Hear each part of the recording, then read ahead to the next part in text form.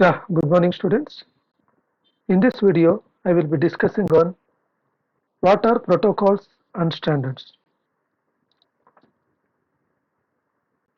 So as we already know that protocol is nothing but the rules and regulations that needs to be established between two end users before going to communicate. For example, there is system 1 and system 2.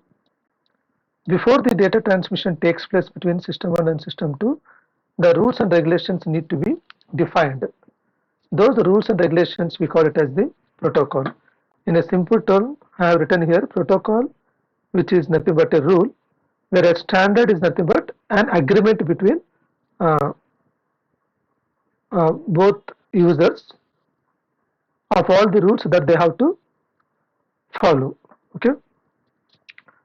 So a protocol, as I told you, is a set of rules that govern data communication. So without protocol, the communication will never happen. Okay. A protocol defines what is need to be communicated, how it needs to be communicated, and when it needs to be communicated.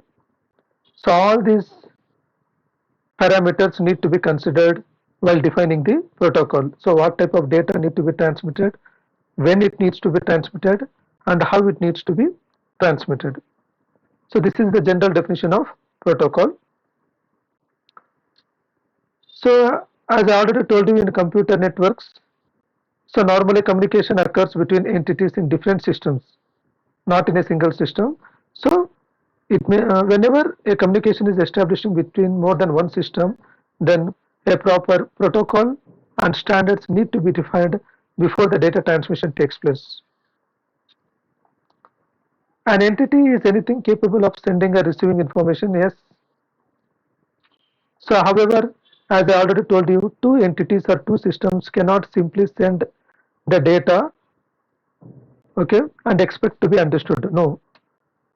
So there should be proper protocol and proper standards need to be defined before transmitting the data. Then only the two entities can understand. Otherwise, it is not. It is something like this. If I am talking in English, if you don't know English, then there is no question of what you call that connection establishment. The data is simply transmitted, but the receiver is not understanding at all. So that's what a proper protocol need to be defined before transmitting the data. So in order to establish or to occur a communication, the entities or the nodes must agree on a protocol. So what data need to be transferred, how it needs to be transferred, where it needs to be transferred, all those things need to be agreed before data transmission takes place. So these are the three key elements of protocol. One is known as syntax, semantics, and timing. So these three you need to follow. Syntax is nothing but the structure or format of the data, means how you are transmitting the data, the format of data, the entire structure, all those things.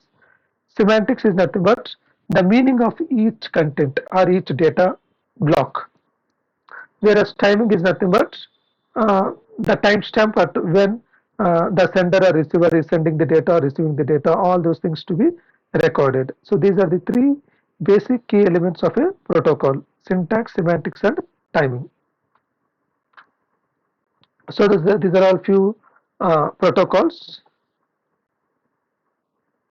Okay, this is nothing but hypertext transmission protocol. This is all application layer protocols. FTP, file transfer protocol, which is responsible to transmit a file, and SMTP, simple mail transfer protocol, which is responsible for sending the mails, and IP, which is a network layer, so internet protocol, and this is routing protocol, routing information protocol, and this is one more shortest path finding protocol known as OSPF, that is open shortest path first. These are all few examples of protocols. Okay. So coming to standards, so we need to maintain some standards that globally should follow. Okay.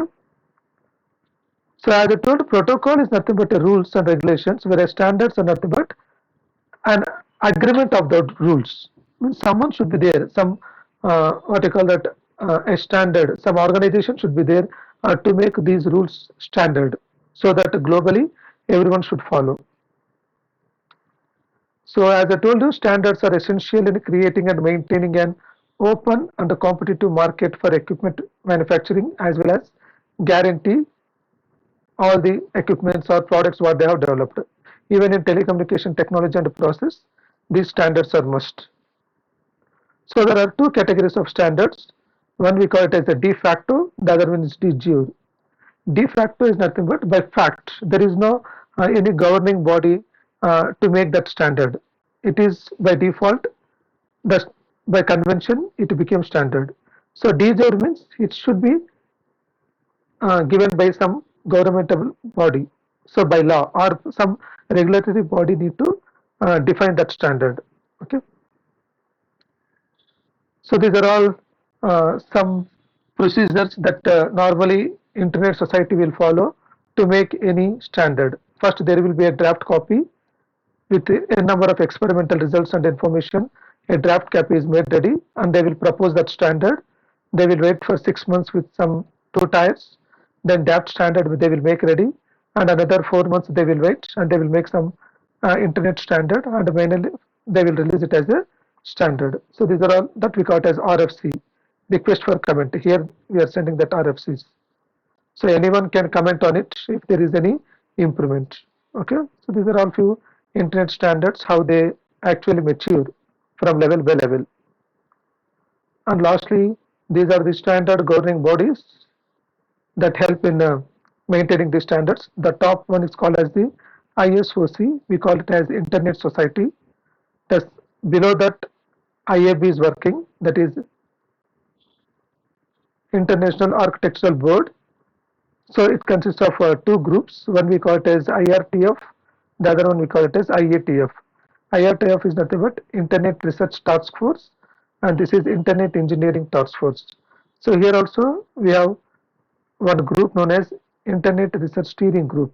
So they will be having a number of research groups. Those they are doing research on all the comments given by the people, public, all those things. And here one more group known as Internet Engineering Steering Group, and they are also working on some working groups. A few groups will be assigned to work on a specific standard. So in this way, the entire standards are made by the governing body, that is ISOC, Internet Society. So these are few standards. Okay, hope so understood what is a protocol and what is a standard. It is a simple topic. Please keep in mind that protocols are nothing but rules and regulations. So to make these rules and regulations standard, so we have a number of standard governing bodies. Okay, thank you. Thanks for watching. Hope you understood this video. So subscribe my YouTube channel for more videos. Bye.